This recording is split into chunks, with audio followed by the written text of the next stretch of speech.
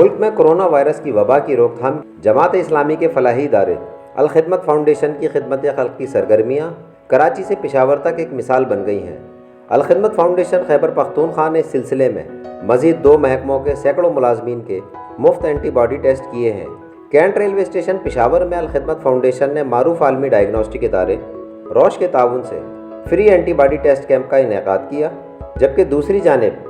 مرکزی عیدگاہ 4 سدہ روڈ پشاور میں واقع اوقاف ہال میں محکمہ اوقاف کے ملازمین کے لیے بھی اس کیمپ کا انعقاد کیا گیا۔ اس موقع پر الخدمت فاؤنڈیشن خیبر پختونخوا کے صدر Khalid Waqas, health manager doctor Shakeel Ahmed, media manager Noor al-Wahid Jadoon اور ہیلتھ پروگرام آفیسر عبدالرازق سمیت دیگر ذمہ داران نے کیمپ کا دورہ کیا۔ اس موقع پر الخدمت فاؤنڈیشن کے صوبائی صدر خالد وقاص نے بات کرتے ہوئے کہا کہ معروف عالمی ڈائگنوسٹک کمپنی روش نے پاکستان میں کورونا سے متاثر افراد کو تشخیصی سہولت کی فراہمی کے لیے الخدمت فاؤنڈیشن کو پہلے مرحلے میں